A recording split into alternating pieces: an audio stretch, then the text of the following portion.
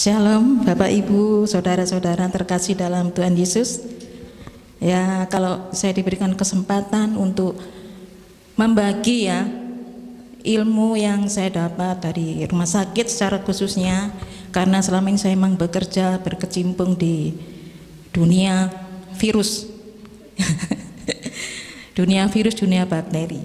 Ya, sedikit saya mau sharing apa yang saya dapat, prosedur yang saya dapat dari rumah sakit, dan maraknya apa yang selama ini kita dengar dengan COVID-19. Nah, di sini saya ambil tema yang dunia lagi gencar-gencarnya, bahkan sampai kadang-kadang membuat diri kita takut ya. COVID-19. Apa itu artinya COVID-19? Coronavirus disease. Dibilang disease karena apa? Karena merupakan kumpulan dari berbagai gejala penyakit. Ya, jadi dibilang disease itu kumpulan. Yang pengertiannya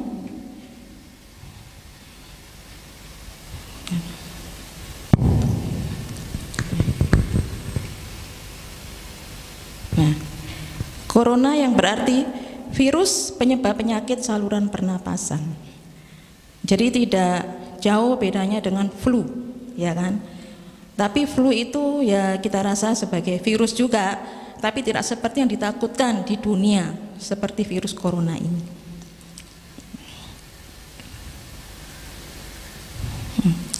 Triase berdasarkan keluhan yang selama ini saya tahu di rumah sakit menerapkan triase seperti ini. 1. Demam, ada riwayat panas badan.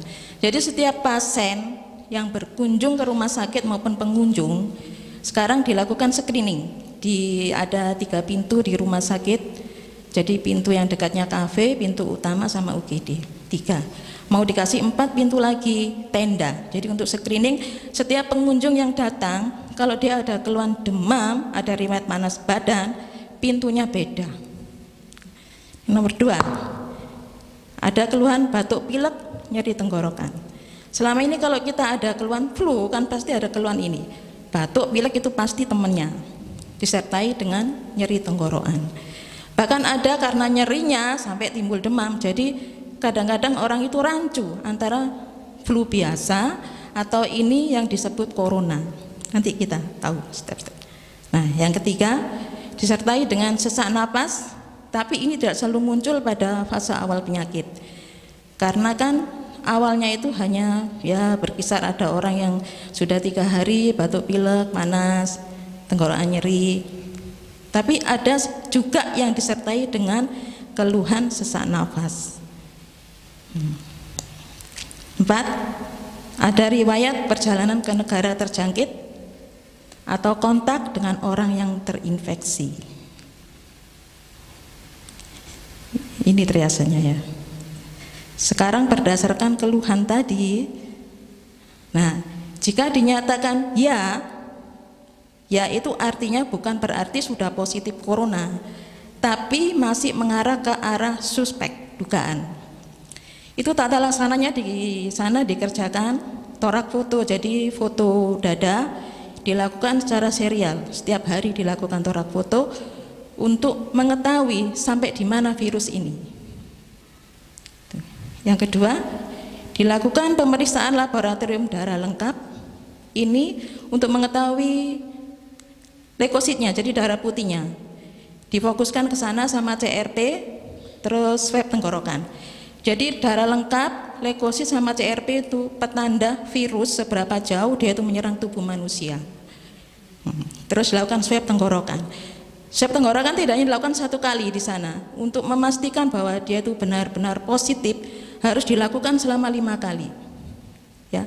Swab pertama dinyatakan negatif, swab kedua dinyatakan negatif, sampai yang kelima negatif, berarti bagi kita itu aman. Ya. Swab tenggorokan, jadi petugas patologi itu mengambil ini dari tenggorokan kita itu ya lendir, selaput lendir. CRP itu petanda infeksi, Pastor. Ya. Jadi darah lengkap itu kan komponennya kan ada leukosit, ada HB, sama ada trombosit. Kalau trombosit itu mengacu pada demam berdarah, kita pantau dari trombositnya. Kalau dia semakin menurun, leukositnya meningkat, berarti ini demam berdarah. Tapi kalau itu memang infeksi, leukositnya itu meningkat, tapi trombositnya normal.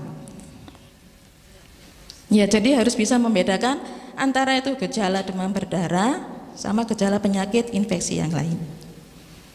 Yang berikutnya, nah, ketiga, ini sangat penting sekali bagi kita bagi orang awam ya, komunikasi, informasi, dan edukasi itu selalu harus kita berikan saat pasien itu mau berobat atau saat pasien itu dirawat. Kita perlu informasi-informasi ini. Jadi orang itu tidak melihat bahwa rumah sakit itu kok seperti momok ya, di situ pasti banyak penyakit, di situ pasti banyak kuman. Makanya kita perlu adanya ini, komunikasi, informasi, dan edukasi. Nah, yang keempat, bagi pasien-pasien yang dinyatakan bahwa ada dugaan seperti keluhan di atas tadi, maka pelaksanaannya harus dirawat di ruangan isolasi dengan dilengkapi sarana tekanan negatif dan penggunaan APD lengkap, alat pelindung diri lengkap. Walaupun dari hasil pemeriksaan tadi masih belum mengacu ke arah positif, tapi perlakuan kita itu harus diperlakukan bahwa ini positif. Jadi untuk menjaga diri kita, ya bagaimana kita bisa memperlakukannya? Ya dengan penggunaan APD lengkap ini, alat pelindung diri kita. Di rumah sakit, masing-masing rumah sakit untuk alat pelindung dirinya itu beda-beda ya. Yang penting mengacu pada standarnya WHO itu ada topi, kacamata, masker, terus ada sarung tangan sama apron. Ditambah lagi dengan sepatu. Itu kalau kita melakukan secara prosedur untuk pasien-pasien yang dinyatakan baru suspek, jadi dugaan, belum tentu positif. Jadi perlakuannya harus diperlakukan seperti pasien yang sudah positif terinfeksi virus. Nah, evaluasi sampai 14 hari. Jadi walaupun belum diketahui positif, dia itu harus diisolasi di ruangan itu selama 14 hari. Kalau belum 14 hari tidak boleh keluar. Jadi di ruangan antar room itu kan ada ruangan yang khusus untuk penyakit menular, infeksi, itu juga ada dilengkapi dengan negative pressure. Di pasiennya itu kalau kita mau menanyakan keluhan lewat telepon. Jadi tidak langsung kontak dengan pasiennya. 14 hari dari keluhan dia masuk dirawat sampai 14 hari itu baru bisa dinyatakan aman dengan pemeriksaan penunjang yang dinyatakan negatif. Nah, ini contohnya. Ini contoh alat pelindung diri yang diberikan secara lengkap untuk pasien-pasien yang dinyatakan baru suspek atau sudah positif corona. Tadi kan saya bilang ada topinya, ada kacamatanya, ada masker, baju, sepatu, sama sarung tangan. Ini mutlak harus dipakai kalau kita merawat pasien-pasien dengan penyakit menular. Mutlak harus. Dan tidak boleh seliwer-seliwer. Jadi tidak boleh banyak orang yang merawat di sana. Khusus satu petugas ditempatkan di ruangan tersebut sampai dia itu selesai shiftnya. Karena apa? Kalau dia keluar masuk, artinya akan sama dengan menyebarkan virus kemana-kemana. Jadi satu orang ditahan di sana, dia merawat, ya diisolasi juga perawatnya. Tidak boleh bawa HP. Tidak boleh bawa HP, mungkin hanya yang sakit ya. Tapi kalau ada petugasnya di dalam tidak perlu HP. Kecuali kalau tidak ada petugasnya di dalam, kita komunikasinya lewat HP. Dan benar-benar perlakuannya seperti ini. Kadang di sana nggak ada kasus corona aja teman-teman, kalau mungkin merawat pasien dengan isolasi, dengan penyakit TBC dan sebagainya. Ya satu orang ya itu terus yang ngurusi pasien itu. Nggak boleh ganti-ganti satu shift ya orang itu. Jadi nggak boleh dia itu tuker-tuker. Begitu pulang, selesai pulang kerja, ini alat pelindung diri itu sudah harus tanggalkan semua dan dibuang. Langsung dibuang. Iya, jadi sebelum dia itu keluar dari ruangan isolasi, itu kan ada tempat sampah khusus untuk pembuangan alat-alat yang untuk penyakit menular, pembuangannya juga beda nanti. Jadi ada tandanya. Jadi begitu sebelum dia keluar, semua ditanggalkan, tapi tanggalnya di ruangan anterum. Nah, sini pasiennya ada pintu lagi penyekat, di sini juga ada APD. Jadi itu harus buang semua di situ sebelum dia keluar. Dan tidak sekali pakai buang, tidak boleh digunakan lagi. Bahannya bervariasi, Pastor. Ya. Bahannya bervariasi. Iya, 14 hari. Jadi kalau sudah begini ya mau nggak mau ya harus kita lakukan ya sebagai perawat, sebagai tenaga kesehatan. Ya harus memang. Berat memang, tapi ya puji Tuhan asal kita tahu prosedur ya.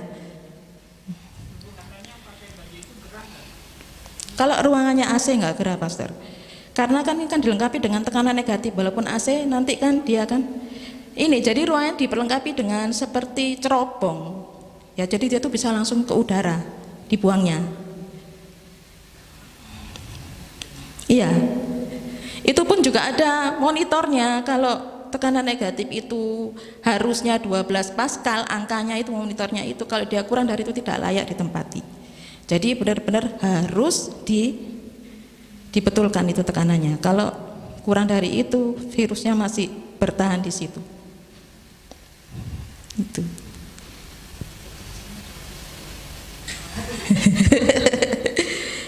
Tidak apa-apa, kita sambil sharing ya, mungkin ada yang kurang jelas langsung diindikan aja.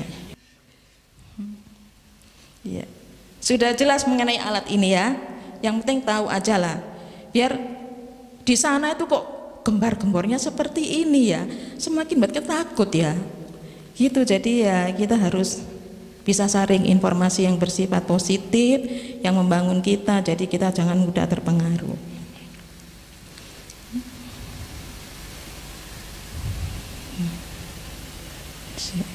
Masih ada. Nah, jika dia dinyatakan tidak, maka tata laksananya 1.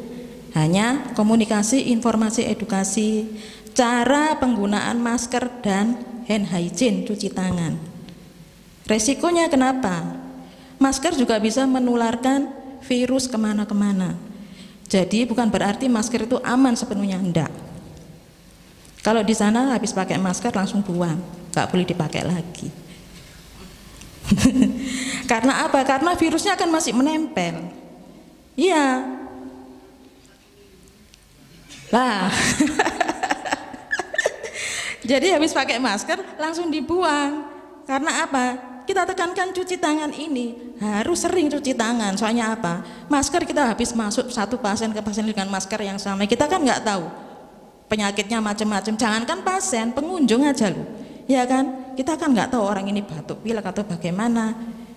Tiba-tiba batuk, gluk di depannya kita pakai masker kita, maskernya kan sudah terinfeksi virus itu. Makanya begitu kita selesai habis masuk dari satu pasien ke pasien lain harus dibuang maskernya. Nah, ini yang tidak, dia diisolasi dirikan di rumah selama 14 hari. Tadi kalau dari hasil screening dia tidak ada panas tapi ada batuk pilek, lah ini perlakuannya. Jadi untuk pasien-pasien yang batuk pilek di sana, pengunjung batuk pilek langsung diarahkan ke UGD. Nanti dia dikasih masker, di situ di screening. Ya, isolasi di rumah selama 14 hari. Untuk keamanan bersama, Bu Ros. Nah, ini follow up gejala ini oleh petugas kesehatan. Jadi untuk mereka yang dinyatakan tidak terinfeksi tapi perlu isolasi selama 14 hari, ini kita yang melakukan follow up. Dengan keluhannya tadi itu masih ada enggak, apalagi ditambah dengan keluhan panas. Kalau ada panas ya segera harus sudah dibawa ke rumah sakit.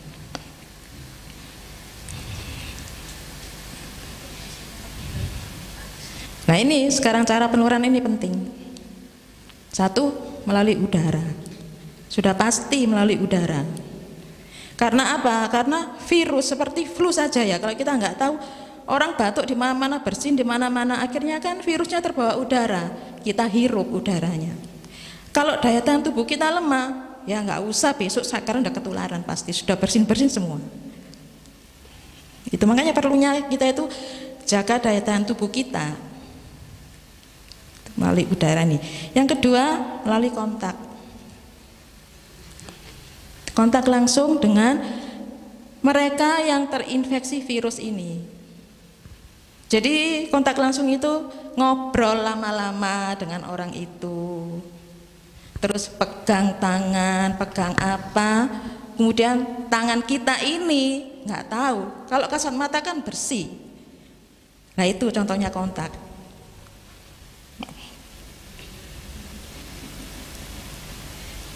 Saluran pernafasan manusia itu terdiri dari ada hidung, rongga mulut, faring, laring, trakea, paru-paru sampai ke dalamnya. Ini ya Pak Sir. Nah ini. Nah ini ya, hidung, mulut, laring, paring dulu terus laring. Ini yang sampai di laring ini namanya saluran pernapasan bagian atas.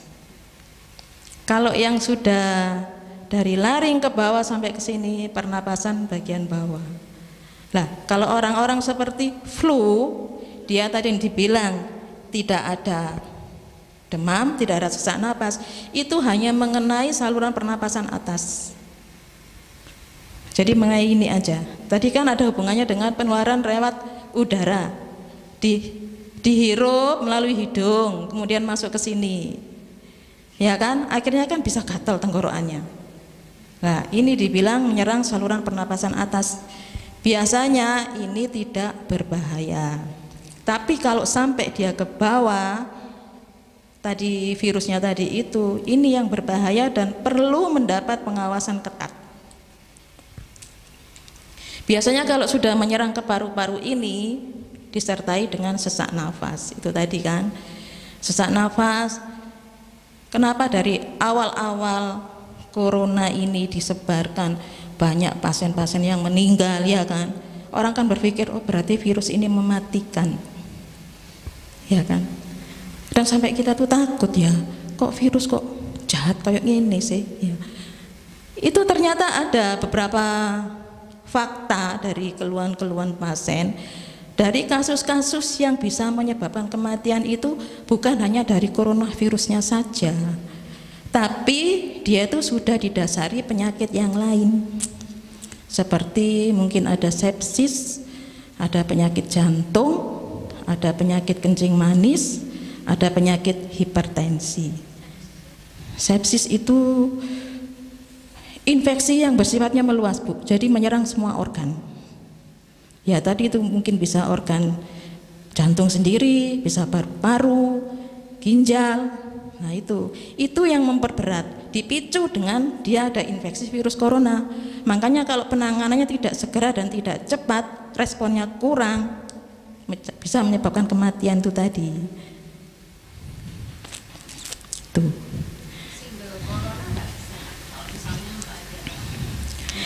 Kalau single corona, kalau dia disertai dengan sesak, itu biasanya apa ya? Untuk fase penyembuhannya lebih lama kalau ada keluhan sesak. Jadi makanya kenapa untuk pasien-pasien yang terinfeksi dengan corona disertai dengan sesak dilakukan foto paru-paru setiap hari untuk evaluasi. Untuk evaluasi lah.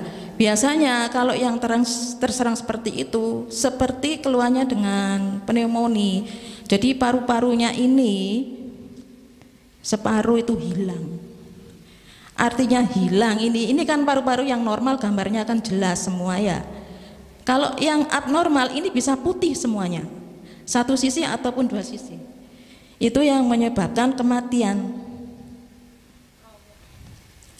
Bisa karena virus tadi, bisa karena cairan terlalu menumpuk di paru-paru.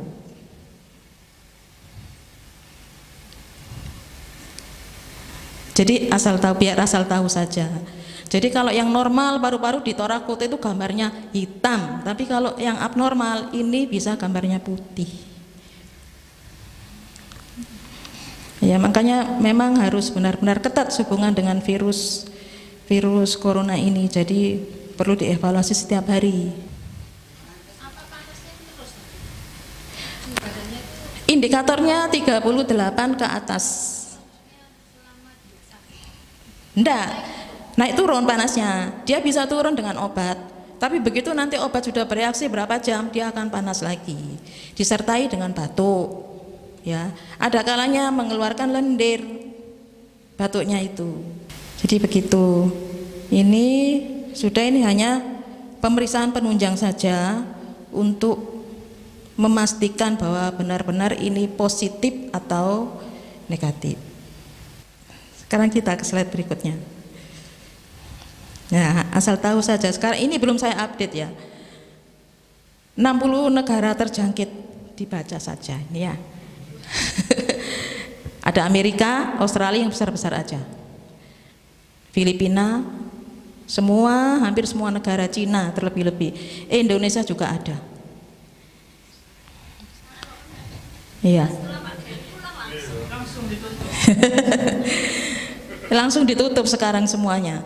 Lah ini siapapun kalau kita menemui pasien-pasien dari triase awal, selalu kita tanya, pernahkah pergi ke negara-negara ini? Karena apa? Untuk menentukan diagnosa. Berarti sudah pernah kontak dengan orang-orang yang terinfeksi virus corona. Surabaya nggak ada, Surabaya. Jadi ini asal tahu saja.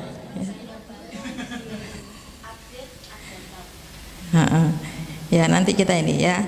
Sekarang kita ke itu kan tadi ya. Nah, ini masih ada. Nah, Malaysia, Palestina, Perancis, Spanyol, Swiss ya, Thailand, Korea ada.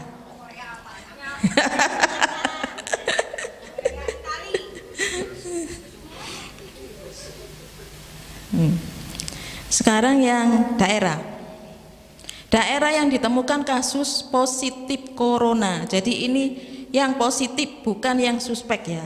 Yang sudah nyatakan positif Jakarta, Bandung, Tangerang, Solo, Jogja, Bali, Manado, Pontianak. Nah, Surabaya karena kan baru dicurigai, diduga ya, belum dinyatakan positif. Ya, ini sudah dinyatakan positif. Ini daerahnya.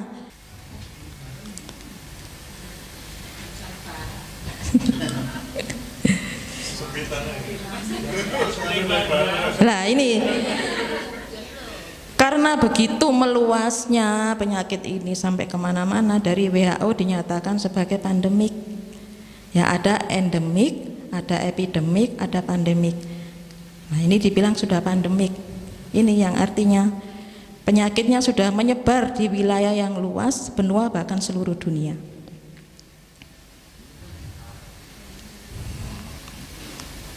Parah.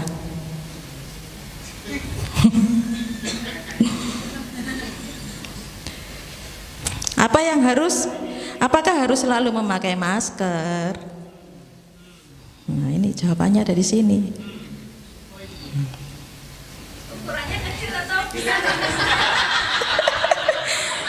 Tiba saya sudah request 2 box.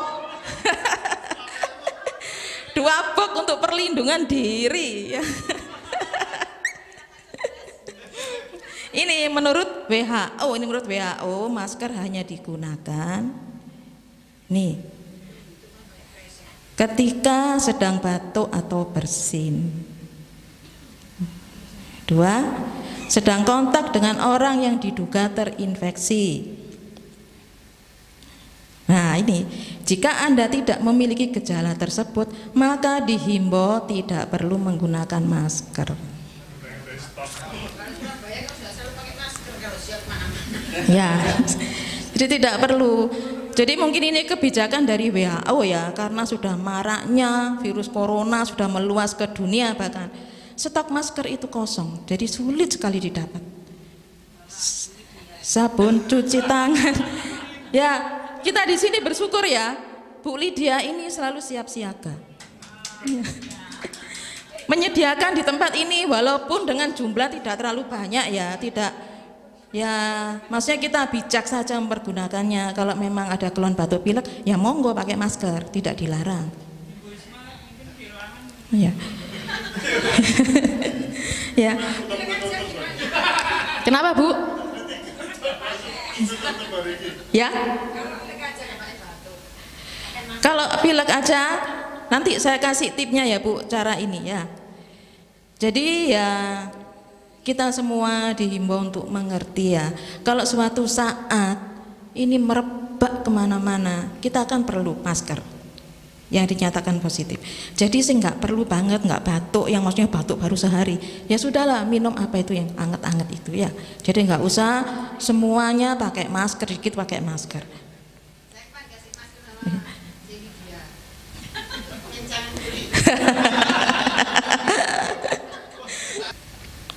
Itu ya, tujuannya masker itu karena memang sekarang penyediaannya terbatas, jadi WHO menghimbau kita semua seperti ini ya.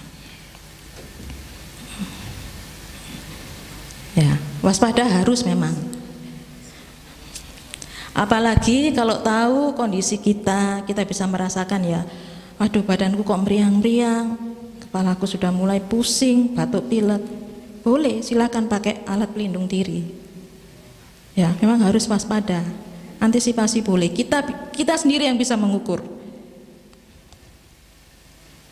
Tapi kalau yang ini panik jangan panik. Kadang kan orang-orang itu waduh virus mematikan, takut sendiri masing-masing orang. Wes ya opo ya aku caranya bisa melindungi diriku iki. Ya kan akhirnya mereka nimbun masker di mana-mana. Ya kan sampai habis persediaan. Sebenarnya sih semua itu bisa kita lakukan, apapun bisa kita lakukan, asal kalau kita habis pakai yang bisa dicuci. Tapi kalau masker yang bentuk-bentuk seperti yang Bu Selvi pakai, yang disediakan sama Bu Lydia, ini kan nggak bisa dicuci. Habis pakai harus dibuang, dan perlu diingat kalau buang harus dirobek. Iya, karena pemulung juga mengikuti update ini virus corona. Dicuci lagi, dibersihkan, dia jual.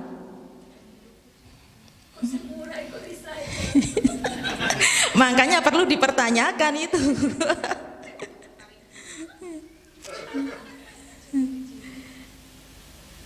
Ya ini, sekarang ke slide berikutnya, pencegahannya ini perlu.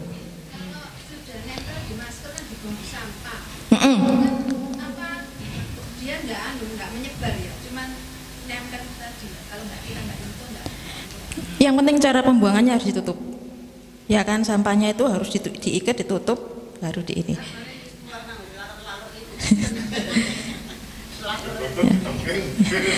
Jadi ini, hindari kontak jarak dekat dengan mereka yang terinfeksi.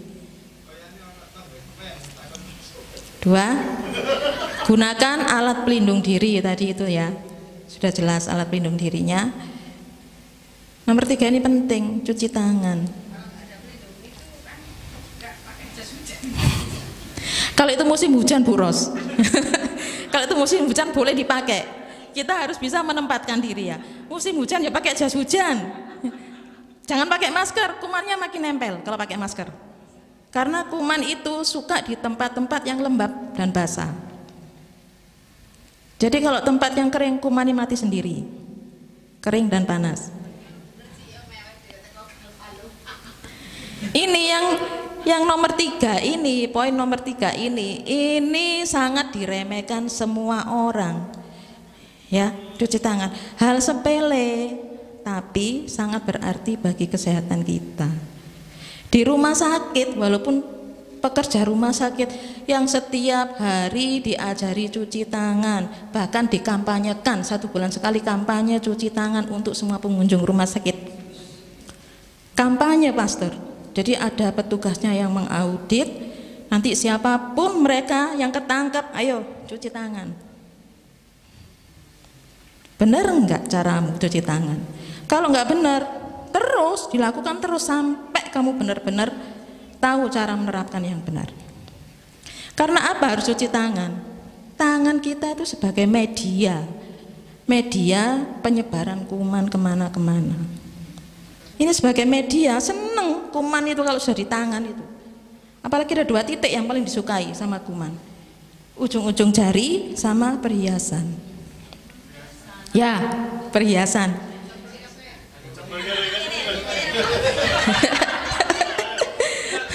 Coplok kabeh dikumpulkan di sini. Dikumpulkan di dalam.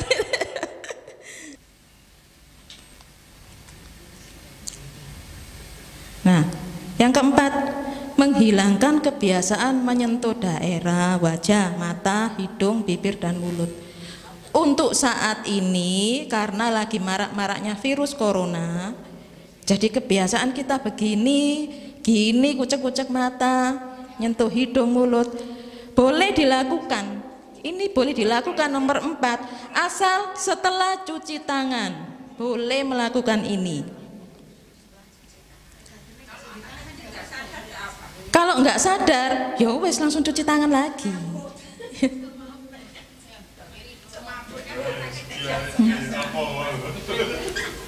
Idealnya kalau kondisi epidemi kayak gini, lebih baik pakai lengan panjang atau lengan pendek?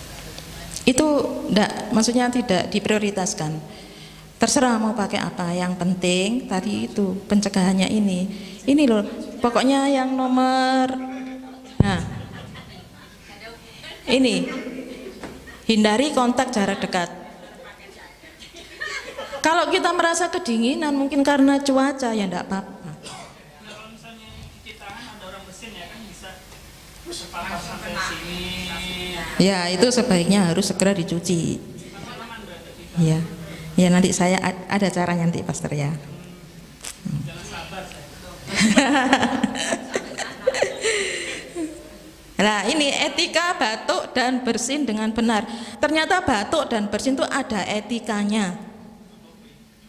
Ya salah satunya kalau lagi batuk atau bersin tutup pakai tisu ya, tutup atau tutup dengan lengan kita bagian dalam. Ya, ini untuk menghindari penyebaran virus. Jadi kalau lagi batuk begini tutup. Kalau nggak ada tisu tutup aja pakai lengan. Nggak boleh pakai tangan berarti ya? Boleh pakai tangan, tapi ditutup gini. Iya, habis gitu langsung cuci tangan. Habis batuk, gini langsung salaman. Yo, kumannya menyebar kemana-kemana. Dari kursi, dari tangan kita tempel kemana ke orang satu lain, ya nyebar. Iya.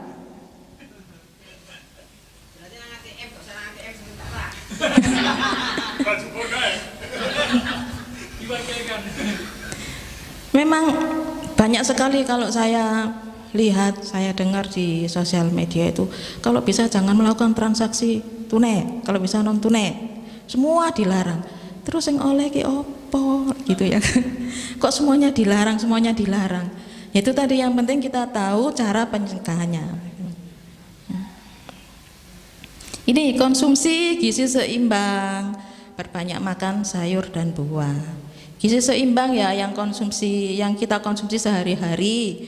Ya ada mencakup nasi, lauk, 4 sehat 5 sempurna lah. Kalau nggak bisa beli susu nggak jadi masalah. Yang penting gizinya ini benar-benar mencakup yang tubuh kita butuhkan. Kenapa harus makan sayur dan buah? Karena di dalam sayur dan buah ini banyak sekali mengandung mineral dan vitamin. Kalau misalnya 4 sehat 5 sempurna bisa dipenuhi. Yang dua paling utama apa? Sayur sama buah. Ya, sayur dan buah. Sama. Boleh loh, vitamin juga boleh. Asal yang bisa dijangkau. Gitu, nggak apa-apa. tapi dengan satu catatan, kalau mengkonsumsi vitamin C jangan terlalu berkepanjangan, karena efeknya akan kemana-mana di tubuh kita ini, kan bisa pengaruh ke lambung, bisa mual, muntah, kembung, bisa juga ke ginjal. Kalau sudah ke ginjal terjadi batu ginjal. Ya. Jadi mengkonsumsi vitamin ya yang seperlunya dan secukupnya. Kalau tubuh kita lagi kurang fit, disupport vitamin tidak apa-apa, tapi jangan dalam jangka waktu yang terlalu panjang. Ya kan? Malah mencelakakan diri kita. Ya tadi saya dikasih buros, ini ada jahe. Nah, itu juga boleh ya. Rempah-rempah itu katanya juga bisa meningkatkan daya tahan tubuh kita. Jadi jahe, madu, temulawak, ya. Iya, sekarang memang harganya lagi melonjak dan juga susah didapat.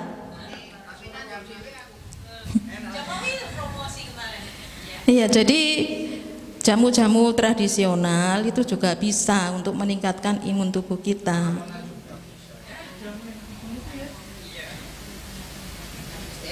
Yang lebih penting lagi, jangan sampai kita stres. Kalau stres, kan ada namanya hormon stres, dibilang sama Pak Yakub kemarin kortisol itu dia tuh bisa menekan imunitas tubuh, sistem imunitas. Lah kalau hormon stresnya ini semakin kita tingkatkan, akhirnya menyerang ke jantung, menyerang ke ini saraf, menyerang ke ginjal. Itu nanti akan menekan imunitas sistem kekebalan kita. Nah seperti sekarang ini, di mana-mana sulit didapat masker. Di sana bilang, aduh corona sudah sampai ke kota ini, membuat kita semakin ciut ya. Kalau sudah kita ciut begitu, apakah sistem imun kita tuh bisa meningkat? Kan ya enggak, karena kita semakin stres. Iya, nggak boleh stres memang. Tadi kan dibilang waspada harus, tapi panik jangan. Ya.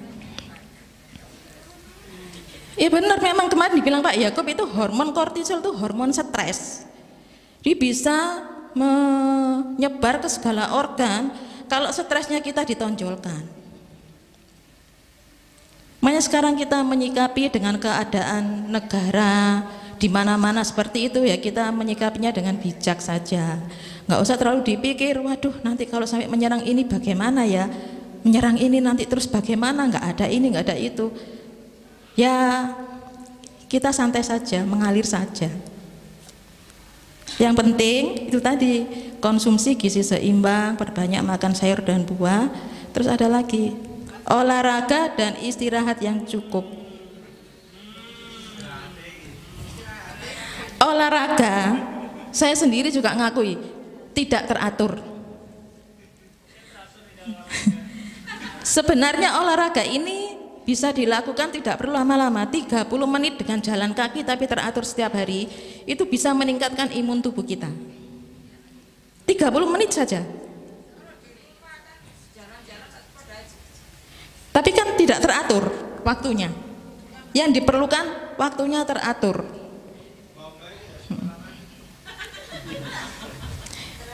Ya, terus istirahat yang cukup. Istirahat yang cukup ini perlu. Ya, setiap hari, rutin 30 menit, jalan saja. Si kembarnya diajak jalan kaki, Bu, muter-muter.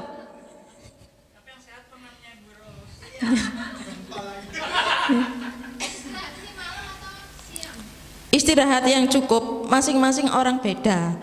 Cuman yang penting, semua orang kan dikasih waktu 24 jam ya. Untuk orang dewasa istirahatnya itu 7-8 jam, itu orang dewasa yang diharuskan sebenarnya. Ya, 24 jam itu diperlukan istirahat cukup selama 7-8 jam.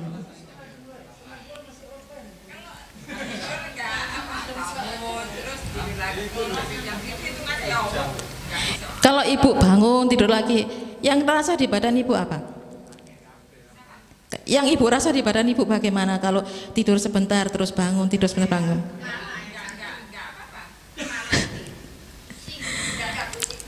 Ini Bu, salah satu untuk meningkatkan sistem imun kita dengan istirahat cukup.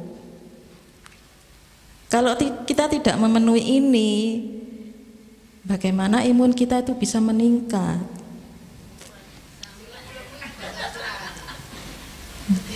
Pokoknya dihitung 24 jam itu 7 sampai 8 jam itu untuk orang dewasa. Entah itu tidur siang, hitungannya 7 sampai 8 jam. Ya? Ya, semua dewasa 7 sampai 8 jam. Langsung 8 jam atau 2 jam istirahat siang, 6 jam istirahat malam, 1 jam di gereja. Untuk yang 16 jam ini terserah, kan ada yang bekerja, ada yang ke gereja, mungkin ada yang jalan-jalan ke mall.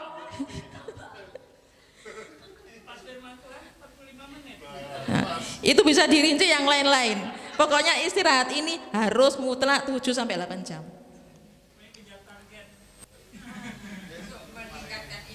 Ya kalau saya ini kan juga nggak teratur ya, kadang dinas malam, tapi paginya saya mesti tidur cukup. Bisa Bu, asal kita memenuhi ini semua, konsumsi seimbang, makan sayur dan buah, ini bisa. Justru ini orang-orang yang sudah lansia. Kopi bagus apa enggak sih kalau banyak-banyak? bagus?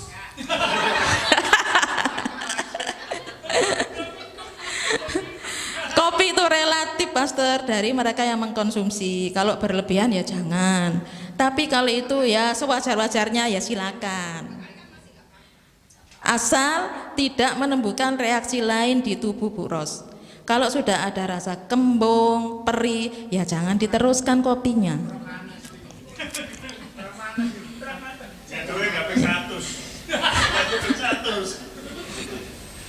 Sudah Bu Ros, untuk kopi sudah cukup ya. Nah, ini dia.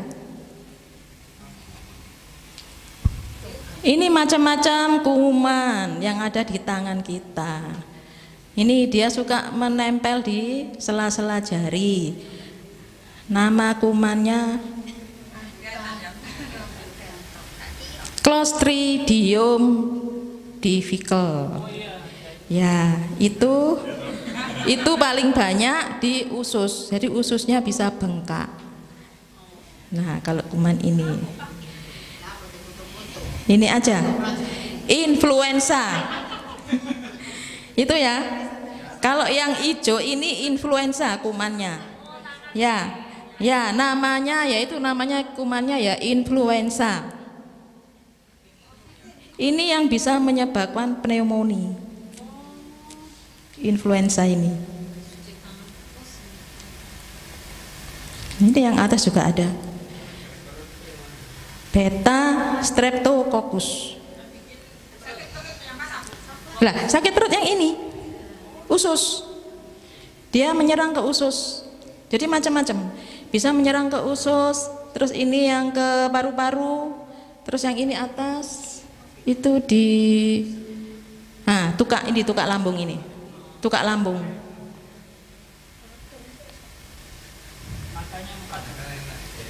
Iya. Ini masih banyak lagi, bisa di sini, bisa di sini, bisa di sini, bisa di sini.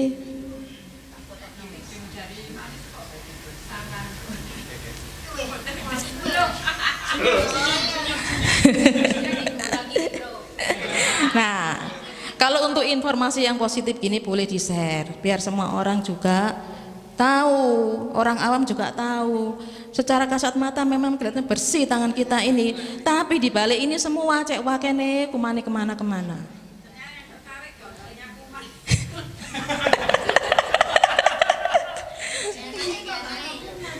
Jadi ini bisa diajarkan ke anak-anak kita ya. Gambar ini tunjukkan ke anak-anak bahwa di tangan kita ini penuh dengan kuman. Iya, pasti anak-anak senang ya lihat gambar seperti ini. Loh kok bagus ini gambarnya ungu, kayak apa nih kucing ya? Ini kayak apa nih ular ya? Nah. Pasti anak-anak suka dengan gambar ini, makanya kita berikan edukasi ke anak-anak. Walaupun tangan kita itu kelihatan bersih, tapi di balik semuanya ini ternyata banyak kumannya.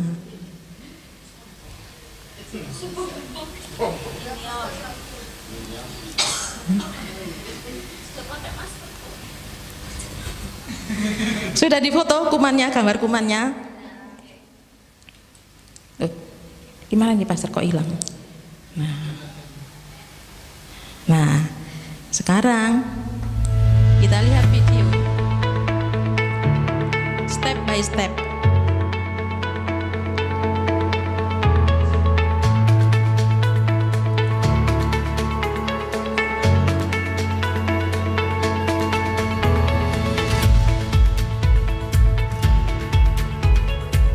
Nah, ini sela-sela jarinya digosok. Kanan kiri bergantian. Nah, ini kuku-kuku ini digenggam, kuku-kukunya digosok begini. Nah, kanan kiri. Nah, habis itu sela-sela di ibu jari. Nah, ini ujung-ujung kuku karena tadi dibilang kan kuman paling suka di kuku. Ini sebenarnya pakai perhiasan tidak boleh. Bolehkah ini dibiarkan mengalir begini airnya? Nah, itu caranya. Sudah jelas. Bu Ros saya minta praktekkan, sudah hafal katanya. Ayo Bu Ros maju. Loh, Bu Ros maju, saya minta dengan hormat mengajari rekan-rekan yang lainnya. Ayo Bu Ros. Bu Ros ini kan juga suka ke rumah sakit mendoakan pasien, jadi sudah hafal memang caranya. Karena di rumah sakit setiap pengunjung yang masuk ruangan wajib cuci tangan, wajib. Loh iya, mari saya ajari sekarang. Atau saya putarkan lagi videonya, ya.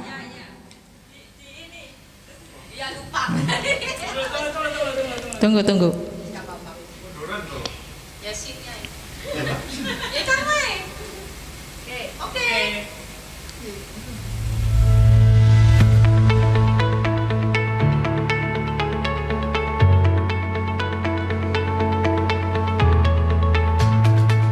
Nah, buka keran dulu, dibasahi tangannya, ambil sabun secukupnya, digosok-gosok punggung tangan kanan, punggung tangan kiri bergantian.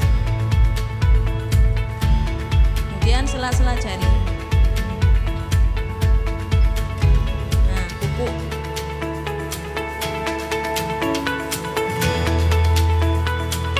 Nah, ini digosok-gosok begini, dikeluarkan darah.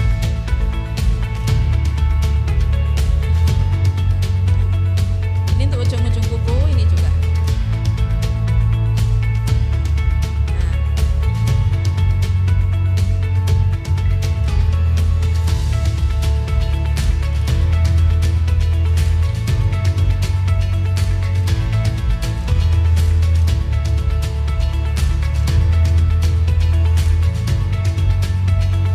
Bisa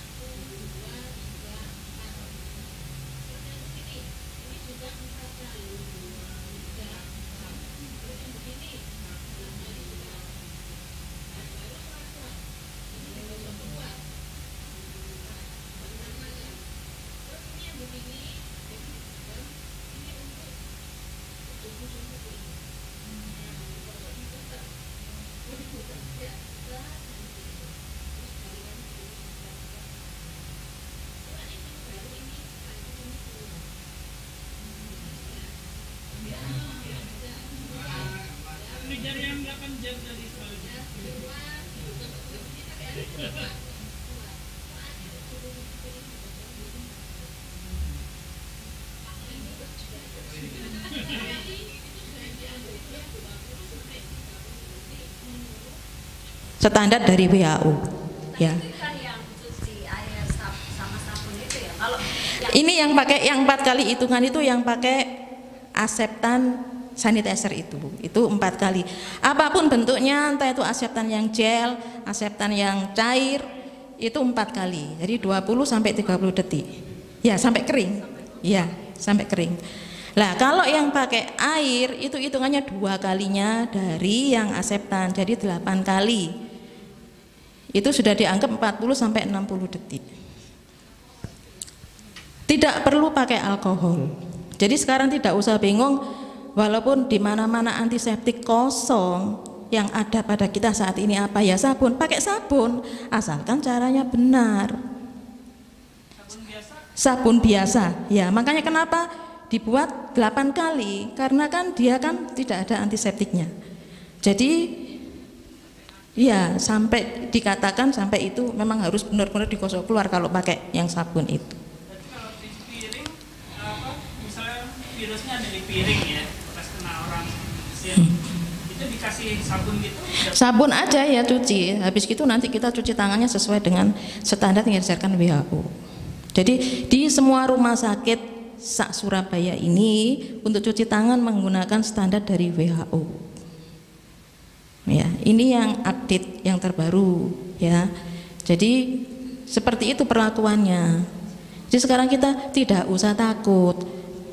Nggak usah terlalu ya apa ya mengisolasi diri ya. Yang penting cara pencegahannya, penanganannya, perlakuannya bagaimana itu kita kerjakan saja, kita lakukan saja dengan apa yang ada pada kita.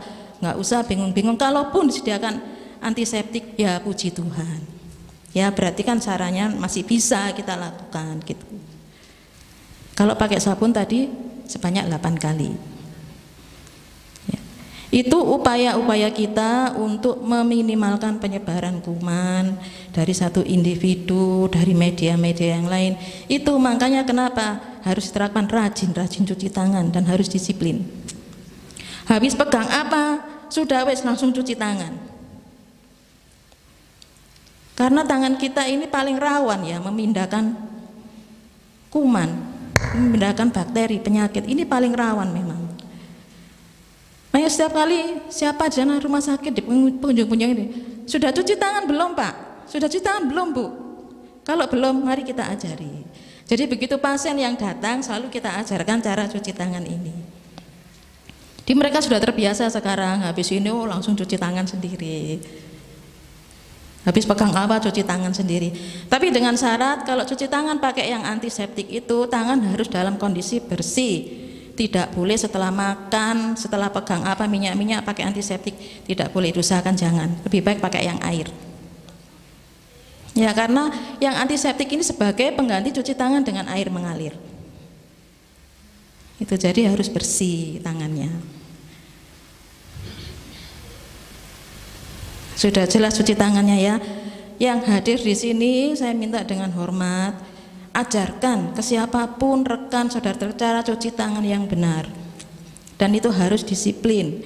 Itu cara kita membantu negara ini loh menyebarkan kuman. Itu yang paling, maksudnya yang paling bisa kita lakukan ya.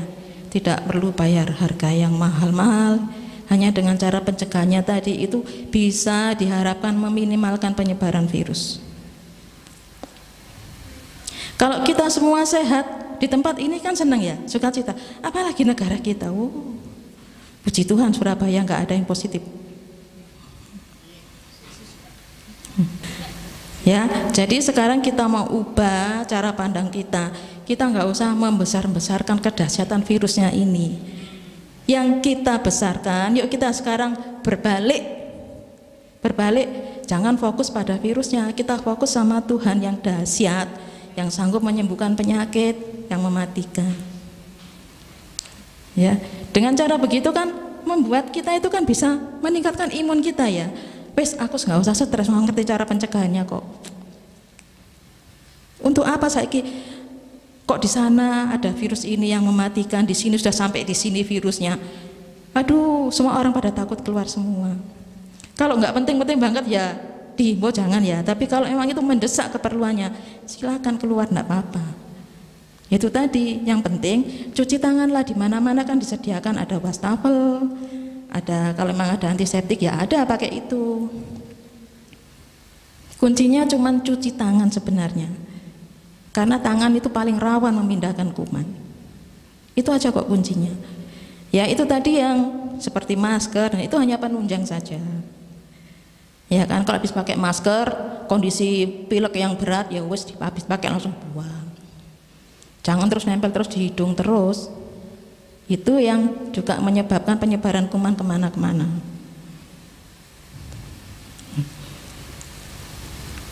Nah, sekarang kita rubah cara pandang kita tentang COVID. Di Mazmur 91 nyata ya, aman dalam lindungan Allah, nanti kita baca. Yang tadi COVID-nya itu coronavirus infeksi disease. Yang ini COVID-nya C-nya itu ini. Ya, terus O-nya apa? Nah, penyakitnya dioper. Nah, virus. Nah, I-nya tetap infeksi. D-nya apa? Ini D-nya. Ya. Jadi yang tadinya kita fokusnya ke virus corona, jadi kita fokuskan ke sini. Ya. Mazmur 91 itu nyata memang situ dalam lindungan Allah. Ya. Yang tadi kita omongkan tadi itu secara dunia ya. Tapi ini sekarang mari kita arahkan pandangan kita hanya kepada Yesus. Nah, ini dia. Tuhan Yesus itu sudah mati di atas kayu salib. Segala penyakit, penderitaan, masalah sudah diangkat, diselesaikan atas kayu salib. Bahkan berkata sudah selesai. Siapa yang bisa menyelesaikan semua masalah dunia ini? Ya hanya ini kita larinya. Boleh sekarang kumandangkan COVID, tapi COVID-nya berubah ini cara pandangnya kita. Jangan hanya berfokus pada virus yang mematikan. Tapi semuanya sudah diangkat dan diselesaikan di atas kayu salib. Tolong ditayangkan 2 Tawari 7 ayat 14. Nah, dikatakan dalam 2 Tawari begini, dan umatku yang atasnya namaku disebut merendahkan diri, berdoa dan mencari wajahku, lalu berbalik dari jalan-jalannya yang jahat, maka aku akan mendengar dari surga dan mengampuni dosa mereka serta memulihkan negeri mereka. Ini firman yang berkata pasti digenapi. Sekarang saya minta ditayangkan Mazmur 91.